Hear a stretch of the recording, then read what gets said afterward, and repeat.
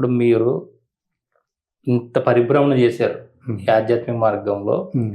పతంజలి యోగ సూత్రాలు, యోగాసనాల నుంచి ప్రారంభించి వేదాద్రి మహర్షి గారి స్కైకెళ్ళి తర్వాత బ్రహ్మ విద్యా సాధన చేసి ఆ తర్వాత మళ్ళీ రమణ తత్వాన్ని అంతా చదువుకుని తర్వాత సౌరీస్ గారి దగ్గరికి వెళ్ళి తర్వాత యోగాన ఇన్ని చేసిన తర్వాత మీకు అసలు ఒకటి పట్టుబడిన తర్వాత ఇప్పుడు మళ్ళీ మీరు ఎవరో ఇంకొకరు చెప్తున్నారు అది నాకు నచ్చుతుంది అనటంలో ఏంటంటే దానికి అర్థం?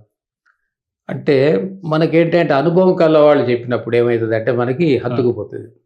అనుభవం లేని వాళ్ళు పుస్తకం చూసి చెప్పినప్పుడు ఇది సరైనది కాదని అనిపిస్తుంది. అందుకోసం అనుభవం ఉన్నటువంటి సశరీరంతో సజీవుడైనటువంటి గురువు మనకు దొరికితే దానంత గొప్పదనం ఇంకోటికి లేదు. ఇప్పుడు ఏమవుతుందంటే మనలో ఉన్నటువంటి ఆ ఆర్తిని బట్టి గురువు వ్యక్తి రూపంలో తీసుకుని వస్తుంది. దానికోసం ఏంటంటే ఇట్లా వీళ్ళని మనం ఆశ్రయించడం జరుగుతుంది. అంటే అక్కడ నేను అదే స్థితిలో ఉండలేకపోతున్నాను కాబట్టి దాన్ని బలం చేసుకోవడం కోసం ఇవన్నీ చేస్తున్నారు ఇంకా ప్రయత్నాలు. అవునండి, వాళ్ళ ఆశీర్వాదం తీసుకుంటే ఇంకా బలీయంగా ఉంటుందని చెప్పని. ఎందుకంటే వాళ్ళ వాక్కు ఫలిస్తుంది, వాళ్ళు చెప్పిన వాక్కు ఫలిస్తుంది. మనకున్న జిజ్ఞాసను బట్టి అది మనం ఉద్ధరే ఆత్మానం దాన్ని మనమే ఉద్ధరించుకోవాల్సి వచ్చినా కానీ అది నాలో ఉన్నదని తెలిసినా కానీ మళ్ళీ మనకు సందేహం, దాని తర్వాత వివిధ రకాల ఆలోచనలు మళ్ళీ దాన్ని పక్కకు తప్పిస్తూ ఉంటాయి.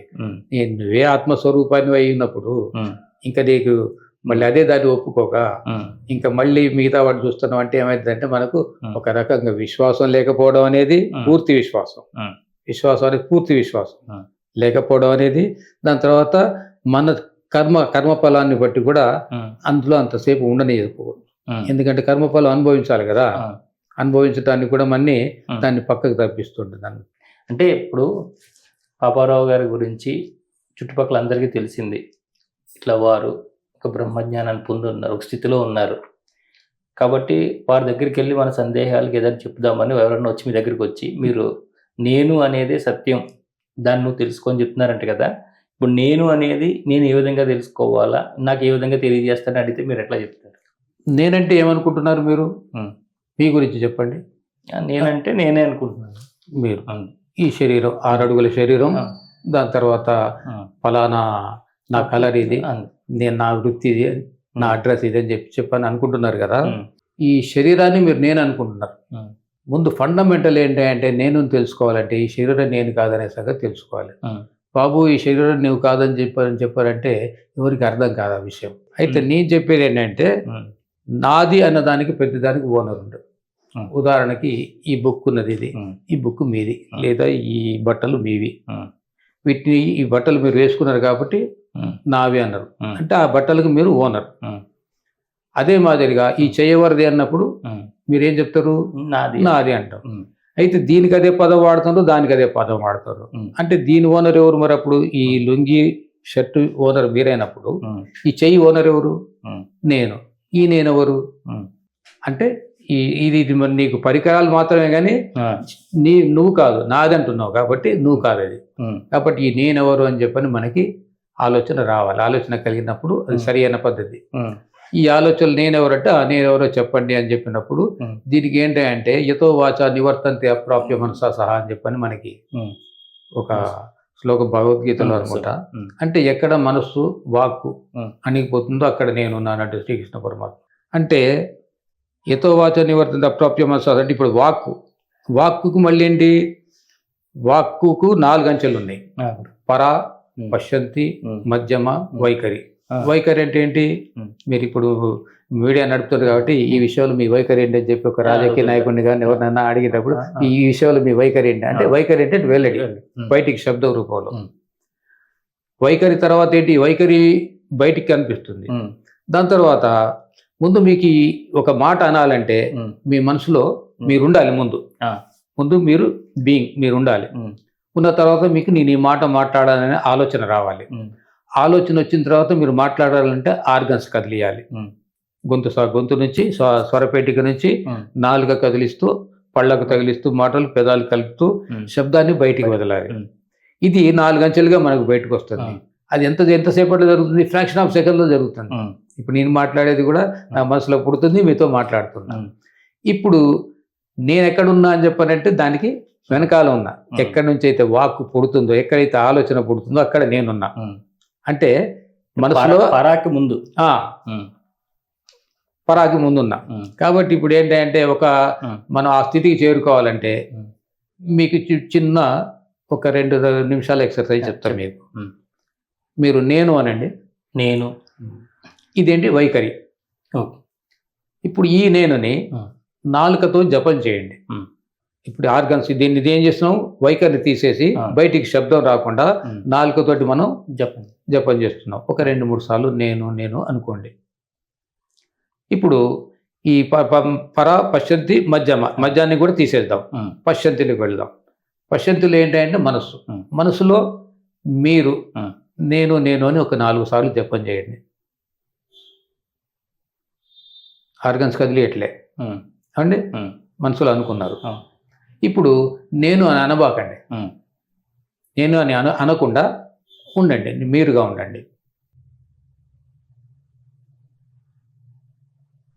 ఈ స్థితిలో ఉన్నది ఎవరు? అక్కడ ఎవరున్నారు? ఎవరు? నేను అనేటువంటి థాట్ ఉన్నది మీకు. ఈ నేననే థాట్ మీకు తెలుస్తుంది. ఈ తెలుసుకునేవాడు, తెలిసేది, తెలుసుకునే మాధ్యమం, ఈ 3 కలిపి త్రిపుటి మనకి ఇక్కడ నుంచి మనకి బిగిన్ అవుతుంది. కాబట్టి ఈ 3 ఒకటి కావాలి. అంటే తెలుసుకునేవాడు వాడు పోవాలి. అందుకే మహర్షి ఏం చెప్తారంటే, నీకు ఆలోచన కలిగినప్పుడు ఆ స్థితిలో మీరు ఉండండి. వచ్చినప్పుడు మీకు ఆలోచన తప్పనిసరి కలుగుతుంది. ఎందుకంటే మనం కర్మజీవులం కాబట్టి, కర్మ చేయడానికి వచ్చినాం కాబట్టి మనకు పని ఒత్తిడి వల్ల కొన్నేమో స్పీడ్, కొన్నేమో స్లో. ఇప్పుడు మీరు ఎవరికైనా మాట ఇచ్చుంటే అది తప్పనిసరి అయితే ఈ ఇంటర్వ్యూ ఆపేసి మీరు వెళ్ళిపోతారు. ఏమండి, ఇంకా అదంత కాదనుకోండి, దానికి అంత ప్రాముఖ్యత ఇవ్వదు. అంటే మిమ్మల్ని ఏం చేస్తుంది అంటే ఆ కర్మ లేపేస్తుంది మిమ్మల్ని. కాబట్టి దీన్ని మీరు బలవంతంగా మనస్సుని, ప్రాణాన్ని ఉగ్గబట్టి ఈ నేననేది ఈ ఆలోచన ఎవరికి కలిగిందని చెప్పి ఆ క్వశ్చన్ మీకు ఆ ఆలోచన రాగానే ఈ క్వశ్చన్ వేసుకోండి. అప్పుడు ఏం చేస్తారు, మీకు సమాధానం మళ్ళీ మీరే ఇచ్చుకోవాలి. కాబట్టి ఎవరికి కలిగింది అది? నాకు. మళ్ళీ నేనెవరు అని చెప్పని దాన్ని మనం గమనించాలి. ఉదాహరణకి ఒక సూది కింద పడితే ఒక వ్యక్తి దాన్ని వెతికేటప్పుడు సూది ఎక్కడుందని నోటితో అనుకుంటూ వెతకడు. సూది మనసులో ఉంటుంది, సూది కోసం వెతుకుతాడు. అట్లనే ఈ నేననేది మనసులో ఉంచుకొని, నేననేటువంటి మీ యొక్క బీయింగ్, మీ ఎగ్జిస్టెన్స్ ఏదైతే ఉందో దాన్ని మనసులో ఉంచుకొని ఈ నేననేది ఏంటి అని చెప్పినప్పుడు మీకు ఆటోమేటిక్గా మీ ఆలోచనలు మొత్తం కూడా మీకు వెనకకి వెళ్ళిపోవడం వల్ల మీకు ఇంట్యూషన్ బిగినది. కొంతకాలానికి ఈ ఆలోచనలో ఒరవడి తగ్గిపోయిన తర్వాత మీకు ఏదైతే కావాలనో అదే చెప్పేస్తుంది మీకు లోపల ఇంటర్నల్గా. ఎందుకంటే మీ గురువు లోపలే ఉన్నాడు, బయట లేడు గురువు. మీరు ఆ యొక్క స్థితిని సాధించినట్టయితే ఆటోమేటిక్గా మీకు అక్కడి నుంచి మీరు ఏం చేయకపోయినా మీకు అక్కడి నుంచి వచ్చేస్తూ ఉంటాయి. ఏ మాదిరిగా అంటే ఒక బ్రిడ్జ్ మీద నుంచి మనం సైకిల్ తొక్కుకుంటూ పోయినప్పుడు ఒక సెంటర్ పాయింట్కి పోయినంత వరకే మీ ప్రయత్నం. ఆ డౌన్లో ఆ తర్వాత మీరు సైకిల్ తొక్కాల్సిన పని లేదు, కంట్రోల్ చేసుకుంటే మంచిగా బ్రేక్ వేసుకొని. అదే మాదిరి మీ ఆలోచనలు అప్పటిదాకా ప్రయత్నం చేస్తూ ఉన్నప్పుడు ఒక చోట మీ ప్రయత్నం ఆగిపోతుంది. అప్పటి నుంచి మిమ్మల్ని చేయి పట్టుకొని ఆ శక్తి నడిపిస్తూ ఉంటుంది. అక్కడ నుండి బాబు నువ్వు ఇది చెయ్యి, అది చేయకూడదు, ఇది చెయ్యి అని చెప్పని. దాన్ని వివేక ఖ్యాతి అంటారు. వివేక ఖ్యాతి అంటే నీ ఆత్మకి ఏది మంచిది, ఏది చెడు, ఏది ఆ పరిపూర్ణమైనటువంటి స్థితి చేరుకోవటాన్ని. దీంట్లో చేరుకోవటం అనేది ఏం లేదు. అట్లా ఆ మాట చేరుకోవడం అంటున్నాం కానీ అసలు అది ఆల్రెడీ ఉండడమే.